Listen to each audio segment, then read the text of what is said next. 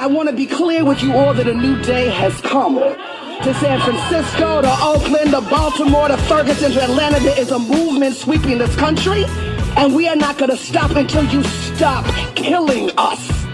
Shut it down! Shut it down! The time for the middle ground is over. Before we get into it, I got to take a moment. Today we commemorate the memory of Tamir Rice. He would be celebrating his 24th birthday today, but he was murdered at just 12 years old by Cleveland police. Y'all, they are targeting and killing our babies. They are hunting our children. On June 14th, police in Senatobia, Mississippi say they were responding to a shoplifting call. They chased a car with 2 adults and a baby.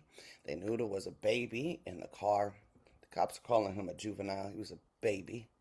One of the cops chasing the vehicle decided that shoplifting comes with a death sentence and fired into the car, murdering 1-year-old baby Wiley. Joining us to discuss is Marquell Bridges, the president and founder of the Building Bridges Coalition. They provide critical support to families while leading high-profile national campaigns for civil rights and accountability. He is a renowned Mississippi activist who exposed the Rankin County Goon Squad, helping secure historic record-long prison sentences for 6 corrupt officers. Good morning, Brother Marquell. Good morning. Thank you, Sister Cat. Thank you for having me. It's good to see you. Not great circumstances, but it is good to see your face. Likewise. Literally, when of course, I knew we had to talk to us on the show. I was like, we got to find Brother Marquell because I already knew you was moving. I know it. We're also joined by my sister from another mister, my comrade and friend, Dr. Melina Abdullah, professor and former chair of Pan-African Studies at Cal State University, Los Angeles, co-founder of the Los Angeles chapter of Black Lives Matter, and a co-founder of Black Lives Matter Grassroots. She spent decades organizing at the intersection of racial justice, community power, and police accountability. Her work has helped shape national conversations about what true public safety looks like and why investing in people, healing, and communities is the path forward. Good morning, Dr. Abdullah. Good morning, Sister Kat. Good morning, Brother Marquell. Great to see you both. And I'm grateful for you, Brother Marquell. I know we've already been up and talking this morning and late last night, and I know you on the road, and so grateful for your work. Good morning, Doc. You look amazing today, She too. always Wow, does. you're glowing. You always look I put good, on but lip gloss. wow. She always do. I be hella irritated. I'm like, listen, I'm the host here. Get it. The last time we were together was Louisiana, I believe. Yes? Yes. Yes. Yep. But we get to be together tomorrow. We do. And Kat and I will be together tomorrow. Baba Keely will be with you today, Marquell. Oh, okay. Yep. But that's why I can't go, is because I'm gonna be with Kat. We have I want to introduce y'all to somebody. He can't speak, per his attorneys, but I do want to introduce you to Cohen's dad. Please. Oh, I've seen him. Hello, little brother. I just wrote about you. It came out today. I'll send it to Marquell to share with you. We love you. I know you can't talk. Yeah, we love you. We love you. We are holding you. I appreciate y'all for real. I appreciate y'all. Yes, sir. And not just holding you in this moment of crisis, lifelong holding you. Yeah, man. Please know I appreciate y'all. Yeah. Justice for Cohen. Justice for Cohen. Justice for Cohen. Justice for Cohen. May he rise. May his spirit rise. And I say often, talking about me, I say accountability for the cops, because justice would be baby Wiley, baby Cohen back with his family, and we know that cannot be attained. So right. Accountability is, y'all, I haven't even started talking, and I know. That's because we're mamas. And Justice in Cohen's name is Justice in Cohen's name. Marquell, let me get into this, because we'll be talking, the three of us will be talking inside baseball for the next 20 minutes. So there's people listening to us. So let me pull it together. I want this. So this tragedy comes on top of so many other egregious acts of violence by the Senatobia police in that community. Can you paint a landscape of what Black folks endure at the hands of cops in Senatobia, please? Yes, ma'am. And that's a great question. First, the reason we're boycotting Walmart, this wasn't an isolated incident. Um, a elderly, I think she was in her 60s, a black woman dropped her even older black mother off at the front door, parked in the handicap spot so she can see her coming out. Senatobia police approached her, beat her, tased her, snatched her out the car for parking in the handicap spot. Um, a young black brother, 10 years old, was peeing beside his mom's car. They took him to jail, actually arrested him and took him to a grown-ups jail. Six black boys were walking across a white man's lawn. They kidnapped all six and took them to jail, didn't call any of their parents. A young black brother named Mark, they kicked in his door, beat him, tased him, and just left with no warrant, beat him to an inch of his life. Consistently, disproportionately locking up, over sentencing, and just brutalizing the community in so many different ways. So this is definitely about this 1-year-old baby Cohen. But this is just about a long history of brutalization and state-sanctioned violence and murder of the black community by the hands of Senatobia police, and the community is tired and fed up. Can you walk us through? I walked through the official line, but can you walk us through what you understand to have happened on June 14th?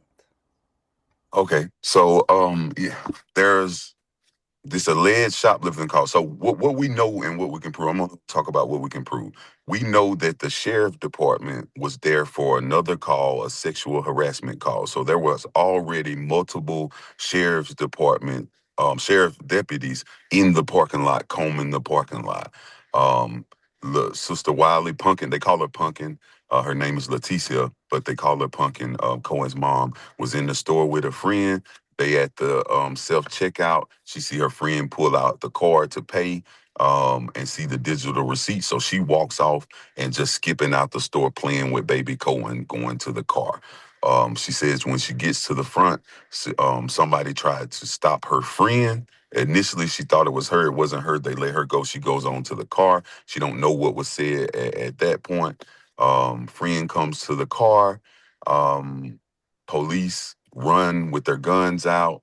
The friend takes off, getting ready to leave. In my knowledge, until what I was told, unaware of what is even happening. Like, why are they approaching like this? What's going on? Um, Bag up. She's so scared. She bags up and bags into another car before she go forward. When she bags up into the car is completely stopped.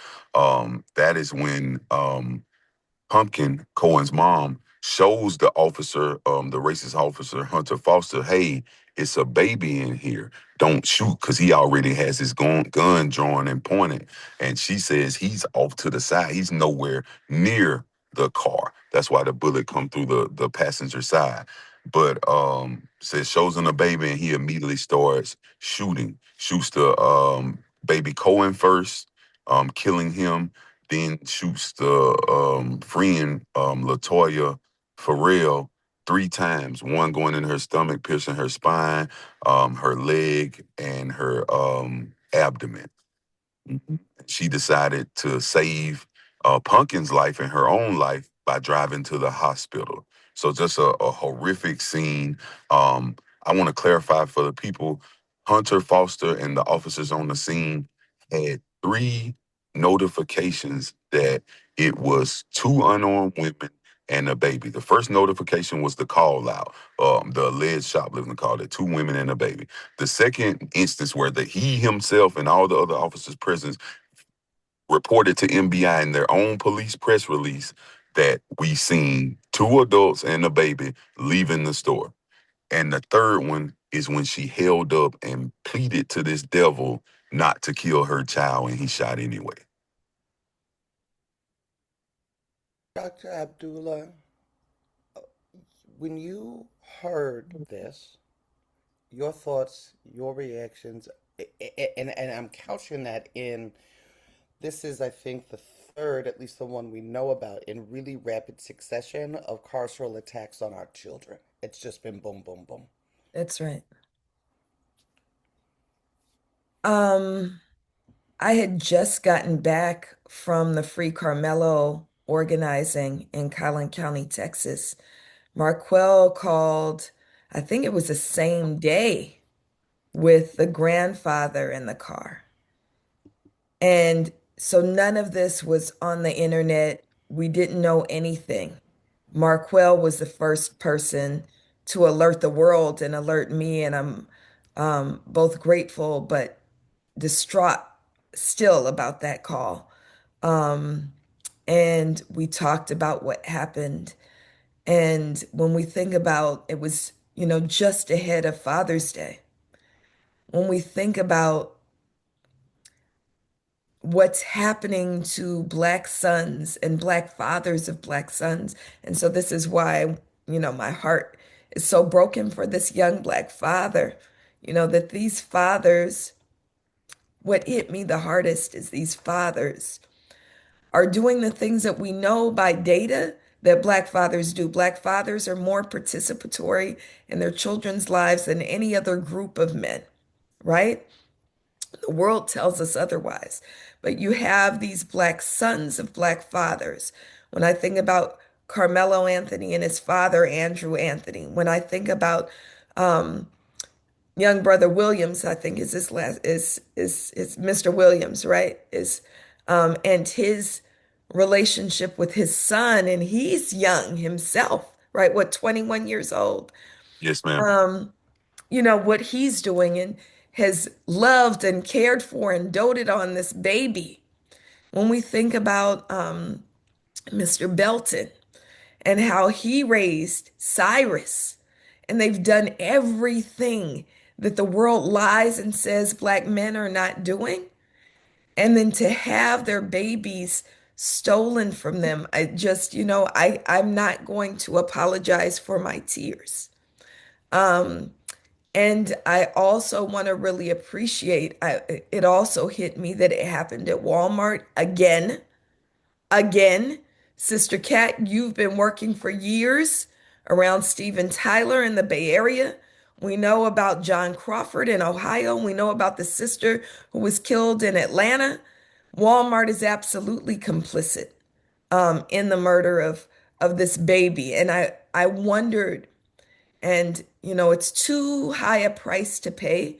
But when we think about baby Cohen, how the police and the state come back and try to criminalize our people for their own deaths, it's impossible to do with this baby. And so what they're trying to do is say, well, it's his mama's fault. But no, it is the fault of white supremacist capitalism that uses policing as a tool to uphold profit and steal Black life. I didn't even, I knew without you even saying that because I refused to read the cesspool of comments about the Black family, but I knew. Because we've been doing this work so long, I said they have found a way to make this that Black mama's fault, That's right. right? And deflect responsibility. Marquell, I am getting ready to talk to you all. My understanding is Baby Wiley will be laid to rest this weekend. Is that correct? And there are also a series of actions and organizing events that are happening. Can you walk us through the demands, but also what the community is doing this weekend? Yes, and I'm trying to fight back these tears. Dr. Melina brought it up out of me. She raised some really good points about Black fathers and just You focusing can in stay on there if you want. what I we know up you. against. No, no, no, no. I'm good. I'm trying to hold it back. But yeah. As a Black father, that definitely hit home. But so the demands are simple, but powerful. Release all body worn dash camera um, and communications before and leading up to and after the shooting of baby Wiley. Release the store surveillance footage, all surveillance footage from Walmart, turn that over to their legal team, which is being Crump. We want the audio and transcript of the alleged 911 shoplifting call to see who made that call and see if they're lying about that, if there was even a call period, or were they already there. and the immediate termination, charge, arrest, indict, and convict Hunter Foster for killing Kohen Riley. I started this segment with Nina Simone's Mississippi. Goddamn, Mississippi has long been. Now, Mississippi is beautiful. I've been there. The black people of Mississippi is beautiful. In fact, I got a what do you call it? I don't know. I can't call it a sabbatical, but it's some organization that gives activists like time. And I got a week, and I got to choose between California and Mississippi. And I chose Mississippi, and people didn't understand. And the reason why people don't understand is because of the reputation of Mississippi. And I'm wondering from you, who does this work in the South, how likely is it that there will be accountability for Hunter Foster, particularly in a political climate where we have a person that is called the President of the United States that has told cops to do what you want? They should have a day of impunity, and has created an atmosphere for the racists to slither out from underneath their rock and stop pretending to be liberal but behave as they truly are. So they're absolutely. I can say they're absolutely going to be justice for baby Cohen because we're not going to stop as a people. We're not going to allow them to kill our babies. Now, what that looks like for us is for us to decide. But to speak of Mississippi, you know, as of late, we have had the most historic police accountability ever, with the Rankin County Goon Squad. Hopefully, that's a trend. We have 2 officers facing trial for killing Jalen Lewis, 2 Capitol Police officers in Jackson, Mississippi. We're pushing accountability for the murder of Dexter Wade, and various other cases where we've been able to hold them accountable. I don't have no faith in this system. I don't have no faith in Mississippi, period. But I do have faith in people like yourself, Dr. Melina, and our Black community, when we come together and we unify what we can accomplish. So if we don't stop, then definitely we will get justice for baby Cohen Riley. I know that people listening to the show are like, what can I do? What should I do? Right? I'm on the side of the country or I'm somewhere else in the world because people listen globally. What is the call for solidarity from the rest of us that are out here? Boycott, boycott Walmart. First, you can raise awareness where you at. You can amplify baby Cartier Wiley's story, his name, before and after this situation, who he was, learn who he was, and spread that to the world, spread awareness for his situation. But the most important way is to a national boycott of Walmart for all the reasons that Dr. Melina mentioned, and for this baby in the city of Senatobia. And this is the perfect time for us to show unity. You know, I watched this digital racism, this digital warfare. There's been no video and no evidence released, yet all of the racist bigots are spreading the same narrative. You know, we have to answer that with unity and spread truth and speak truth to power. We have to show our economic power. We have to attack the one thing they care about with whether money and war. We're not prepared to go to war while we're dependent on the master's ice. So we have to attack the economic power and use the tools in our toolbox and show that we can be unified. And I hope this enlightens, emboldens, empower some of our Black wealth and some of our Black millionaires and billionaires to say, hey, my people need a store chain. My people need a store where they can come in like Walmart and get anything that's Black owned, so we don't have to be murdered while shopping, so we don't have to be racially profiled. This is a great opportunity to build our own, and I'm just praying to God that someone with way more funds than me, take that opportunity to do that, and the people are going to support. But this is a perfect opportunity to show unity and boycott Walmart. Marquell Bridge, I'm gonna let you all get on to where you're going. I want to thank you for joining. I want to thank you for your work. I want to honor you for your work and sending so much love to you, Baba Wiley. Um, we got you. I'm all the way in California. We stand in solidarity in anything that is needed at all. Marquell, you know I'm a phone call away, and I'm probably gonna be there in person soon as we make that work. Amen. Love you, Cat. Love you, Doc. Talk to y'all real Love soon. y'all. Love Justice Love for y'all. Cohen. y'all. Just for Love you, Cohen. little brother. Justice for I love Cohen. you too. I love y'all too. Appreciate y'all so much. Yes, sir. Appreciate you. Peace. Okay. Marquell Bridges is the president and founder of the Building Bridges Coalition, who provides critical support to families while leading high-profile national campaigns for civil rights and accountability. Excuse me, Melina. Before I don't even know. I want to update on the mayoral, but I just feel like there's other stuff to talk about. I say a lot, right? That dead black bodies have stopped trending. Mm, We were trending for a little bit. For me, and I have the right algorithms, the level of national outrage that should come with the murder of this baby seems minimal. Minimal. yeah. So I think what I want to remind us of is baby Cohen was killed less than 2 weeks ago. And it's Senatobia, Mississippi. I was going, well, where is that? And the closest city is 40 miles away, and it's Memphis, Tennessee.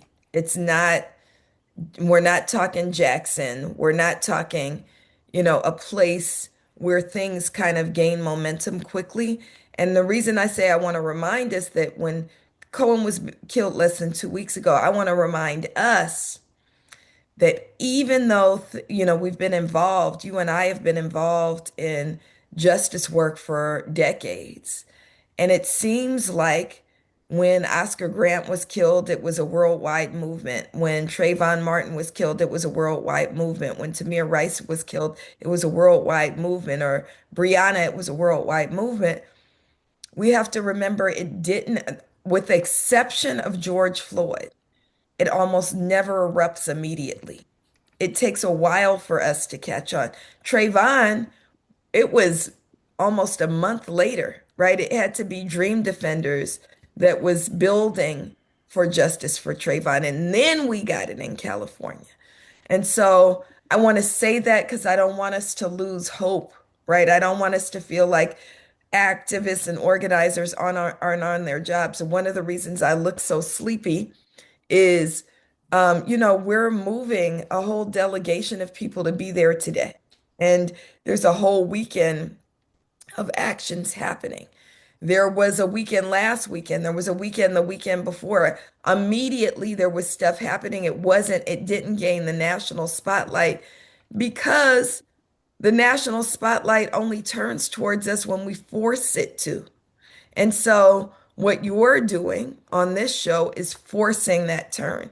And so, I'm just saying that because we got to stay, I'm hearing Baba Keeley in my ear, right? To remind ourselves that it's the people who move the work and then we force systems to give it light.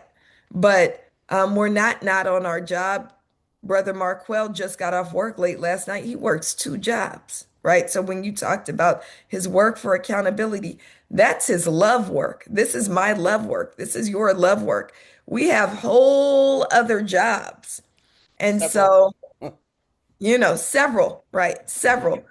And so we're moving this work the best that we can. And I really want to uplift also that I'm grateful that Marquell is such a brilliant organizer and such a committed human being. And it's never been one individual. And that's what I love most about him is that also moving on the ground to be there. He mentioned Dexter Wade. Dexter Wade's mama is moving.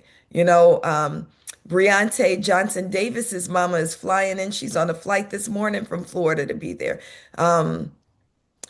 Jacob Blake Sr. is on his way, right? All of these Justice family, Joe and Kathy Likes are on their way, right? All these Justice families are on their way. And for BL is on their way. BLM grassroots from all over the country. We're on our way and we're doing the work. And that's what will force the conversation. And I also want to offer hope because I know we going to maybe touch bases on the LA elections, but I also want to talk about the national elections. I want us to also feel encouraged by all of these um, Democratic socialist candidates that just won clean sweep black socialists winning office. We don't want no more milquetoast candidates who are going to double down and say they want a police endorsement or police money. We got in California, we got Mai Vang running for Congress out of Sacramento, right? Blatant no cop money, no corporate money. Same thing at Chevalier in New York and all these wins in New York. These are people who have been on the front line saying free Palestine, right? Winning. So there is hope, but the people are the hope, you know? Thank you for that. Uh, yeah, thank you for that. I needed that from someone whose words I trust. I'm having a morning. I'm thinking about we're in the chat for the show, which you've seen because you've hosted, right? Just it's too much. An Yeah. engineer talked about the hangings that we're seeing of our babies, right? Our babies being lynched. And so when I started and said they're targeting our children, I meant exactly that. They are targeting, they are hunting our babies. You brought up elections, so let's dip. Actually, no. First, Carmelo Anthony updates. The last call to action I remember seeing off top was that they not only went so when they put him in prison, they put him in one of the most dangerous units in the prison. What do we need to know about what is moving in Texas around this child? So Carmelo's family has spoken with him. He is safe. They said his dad said he's in good spirits. Um, I want to remind us that good spirits are hugely important. And so sending messages of love to Carmelo is hugely important. And again, good spirits is also relative. My greatest anxiety is what does it mean when you put a near perfect child in an adult prison? Because Carmelo Anthony, just as a reminder, despite what the right is saying, is a near perfect child. And Tandiwe got mad at me. I said his GPA was way better than yours, right? He has a 3.8 GPA, right? When it first happened, I was talking with some of the family members and I said, well, is he going to go to college anyway? Because he got offers everywhere, right? He's a two-sport standout athlete, captain of the football and track teams with a 3.8 GPA and a loving family, right? And so when you put a child like that in an adult prison in Texas, what does that mean? I'll just say we don't need any more Khalif Browders. And so please send messages of love. People can go to freecarmelo.net, and you can leave messages there. We don't want to share his mailing address because we do know that the right is trying to flood his mail with hate messages. And so we want to go to freecarmelo.net and that be what you share. And then that is shared with his family, which shares it with him so that we can moderate what he receives. We don't want the direct mailing address to go because the prison will give those messages of hate. Some that say things like he should go the way of Khalif Browder. They won't name Khalif Browder, but saying, what they want to happen to him. And so please share freecarmelo.net. He has a new um, team of attorneys, which I'm grateful that they've hopped on now. Um, so the president of the Texas NAACP is one of those attorneys. Somebody from the Ben Crump law team is one of those attorneys. Lee Merritt is one of those attorneys. So they've hopped on now. And the Anthony family doesn't have the money, nor are they able to pay them. And so they're being resourced in other ways. Grateful that they are hopping on. Many of the celebrity activists are now starting to amplify the story, which absolutely needs amplification. And so we're grateful for that. And so that's the update. The appeal has been filed. And so it's going to take ground game, and that's kind of what you and I do. It's going to take groundwork, which is sometimes neglected to make it come to reality. But now all of those pieces are in place. You're on mute, sis. Dr. Melina Abdullah, I'm gonna have to bring you back to talk about these elections. I gotta turn my attention to Fairfield, California, where another baby was beaten mercilessly by Mm, Bianca Camacho, a police officer mm. for Fairfield who came from Vallejo PD. So no surprise Wow. about her actions then, and so I gotta holler at Barry Accius of Voices for Youth. But we will get around to talking about these Thank you. elections. People can follow BLM Grassroots for updates on both of these. So BLM Grassroots on all platforms. BLM Grassroots on all platforms. I'll see you soon, beloved. See you, inshallah. Travel safely. I love you. Thank you, sis. We have been speaking with Dr. Melina Abdullah, my sister from another Mr. Chair. She's a professor. She's the former chair of Pan African Studies at Cal State University, Los Angeles, co-founder of the Los Angeles chapter of Black Lives Matter, and the co-founder of Black Lives Matter Grassroots. Sis has spent decades organizing at the intersection of racial justice, community power, and police accountability. That takes us to 8:40 in the morning here on Law and Disorder. I am your host, Kat Brooks. We're trying to pack a lot into a little bit of time. But I wanted to take just a couple of minutes and return our attention to Fairfield, California, where the fight for justice for Maurice Williams continues. Maurice Williams is a 16-year-old baby. Y'all gonna stop adultifying our children. Maurice was a baby who was beaten mercilessly. The video shows police officer Bianca Camacho punching him repeatedly. She has been placed on paid vacation. Oh, I'm sorry, I mean leave. And the community has been organizing, demanding action and accountability. We're joined now by my brother from another mother, Barry Accius, a community Yes. advocate with Voice of the Youth. Good morning, Barry. Love, morning, and blessings to you. Looking lovely. See your hair growing as it's Getting there. supposed to. You're Look at getting you. there. I cut it when I left my husband the first time Okay. Okay. because Got to he get was those. too Got to much get in those my. He was too bad much. Yeah, I had seeds. to get the devil out of my head. So, these are fresh locks, and y'all go. Yeah, to some of his friends. Listen, you go run tell him I said it. I don't care. Right. Right. Right. Um, Right. so a lot has happened since you and I Yes. talked. So 100%. just let's. We got about 4 or 5 minutes. So I'm gonna let you just tell us what we need to know. You can start with the mayor. Ain't the mayor no more, right? Okay, well, the mayor ain't the mayor no more. She ain't mayoring. So, Miss Cat, we got the cat out of the bag because of the pressure that we put on her, as well as the other mounting things that was happening her in the background. She failed at her supervisor run, and I believe that was a lot of our pressure at the last couple weeks of just showing up at the city council meeting. It was too much for her, so she just felt like I'm tired of being the target, as well as unfortunately another young brother by the name of Mario Baker was killed in the Fairfield High School parking lot after graduating from high school, not from Fairfield High, but a continuation school that was on the Fairfield High campus. He was murdered. And now get this, Cat. He was murdered, and there was no police presence in the parking lot. No security, no law enforcement. And you and I know we've gone to many graduations and we've done a many community event. Whether we like law enforcement or not, if there's a certain amount of people there, law enforcement is going to show up, invited or not invited.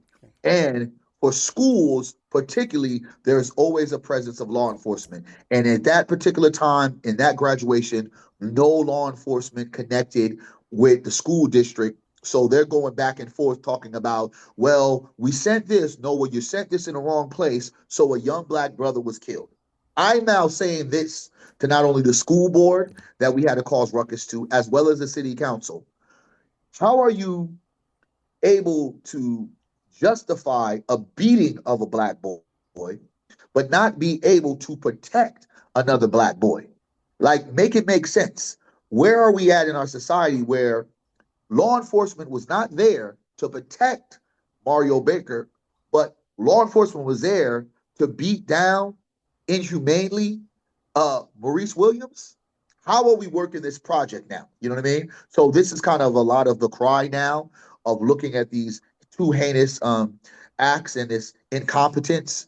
And we also just found out in our last city council meeting that we were just in that they're going to take another 6 months to investigate Bianca Camacho Brown. We're seeing a lot of smoke screen. Now that the mayor is gone, she also, as she left, pointed that it's the chief and the city mayor that yield the power to really do it. She's like, don't look at me. It's the Won't they chief and the do city it every manager. time? Won't they throw Yeah, their peoples you under the know, bus? for us, we already knew who had the wield of the power because we've done this enough, right? Yeah. But again, we know who have the wield of influence. So now we're looking at a 6 months investigation, which is kind of ludicrous.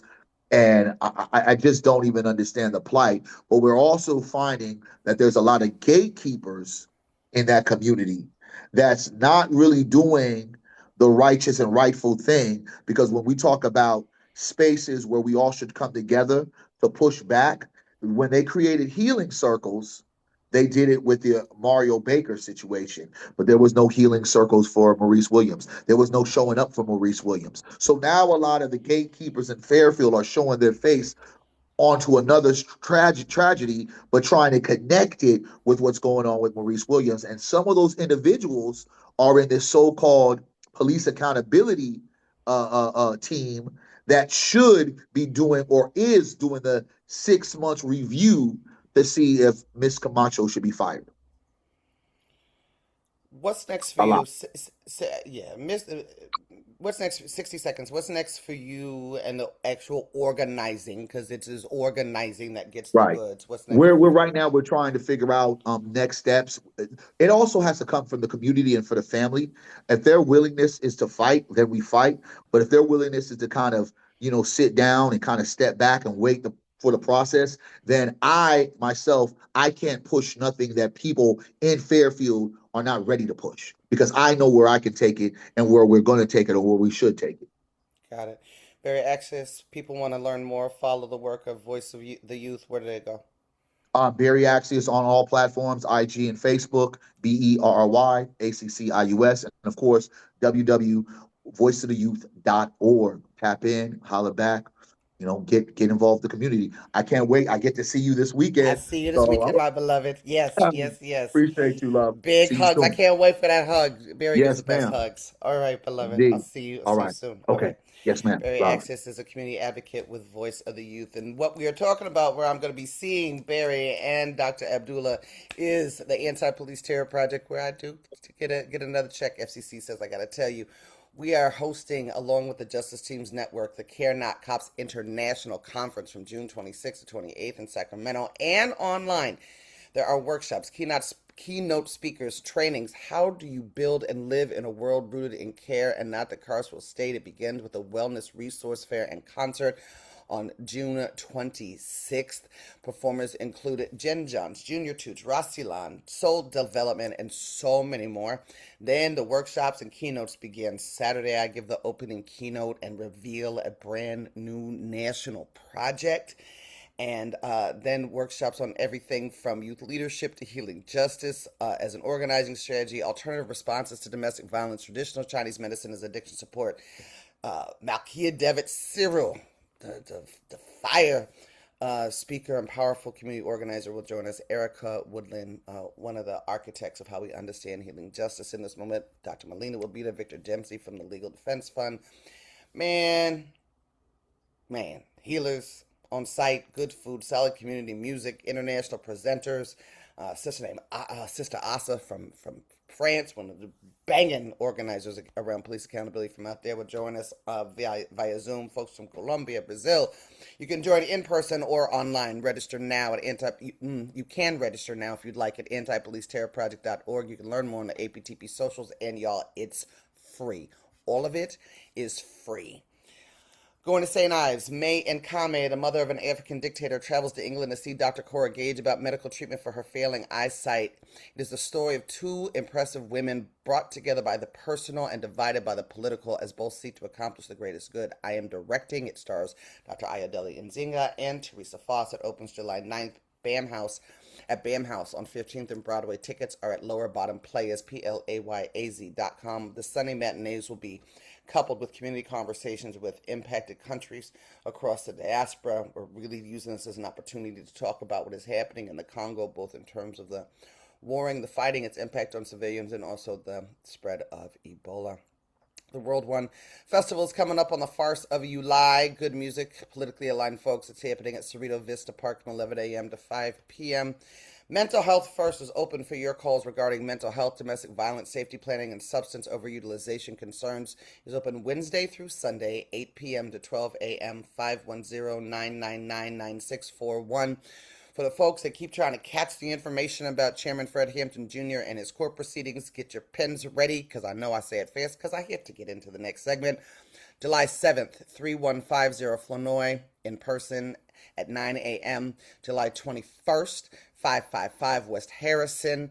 Both of these dates are in Chicago. Howsoever, there's Zoom participation. The ID is 989-8635N3356. The password is 281353. That's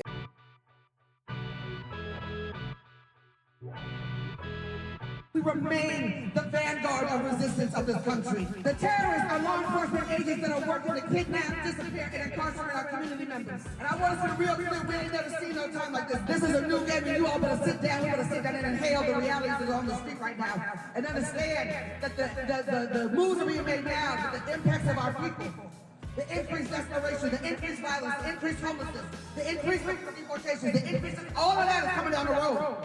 And so people ask you what to do now. Get ready.